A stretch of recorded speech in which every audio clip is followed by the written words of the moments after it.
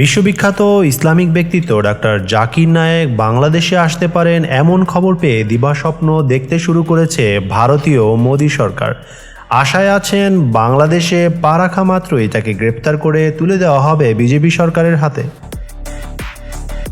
Doctor Zakir Naik আগামী 24শে November ঢাকায় আসতে পারেন বলে খবর বেরিয়েছে।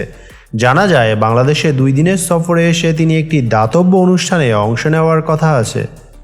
ঢাকার এই সফর নিয়ে বৃহস্পতিবার ভারতের পররাষ্ট্র মন্ত্রণালয়ের মুখপাত্র রণবীর জয়সওয়ালের কাছে প্রশ্ন করেছিলেন এক সাংবাদিক। এর জবাবে জয়সওয়াল বলেন তাদের প্রত্যাশা বাংলাদেশের জাকির নায়েককে গ্রেপ্তার করে ভারতের হাতে তুলে দেবে। শুক্রবার একাধিক ভারতীয় সংবাদ মাধ্যমের প্রতিবেদন থেকে জানা যায় এ তথ্য। প্রতিবেদন অনুযায়ী ভারতীয় পররাষ্ট্র মন্ত্রণালয়ের মুখপাত্র রণবীর জয়সওয়াল বলেন জাকির নায়েক একজন পলাতক আসামি। তিনি ভারতে মোস্ট ওয়ান্টেড। আমরা আশা করি তিনি যে দেশেই যান ওই দেশ আমাদের নিরাপত্তা উদ্বেগ বিবেচনা করে তার বিরুদ্ধে যথাযথ ব্যবস্থা নেবে।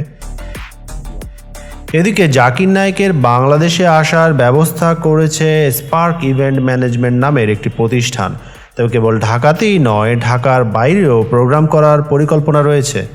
ভারতের ক্ষমতাসীন বিজেপি সরকারের রোষানলে পড়ে 2016 সালে নিজ দেশ ছেড়ে মালয়েশিয়ায় পাড়ি জমান জাকির নায়েক সেখানে স্থায়ীভাবে বসবাসের অনুমতি পান তিনি। একই বছর তার পিস টিভির সম্প্রচার বন্ধ করে দেওয়া হয়।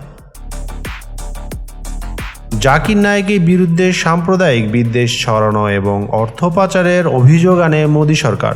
পরে 2016 সালে ঢাকায় হোলি আর্টিজান সন্ত্রাসী হামলার পর জাকির নায়েকের উপর নিষেধাজ্ঞা দেয় তৎকালীন শেখ হাসিনা সরকার।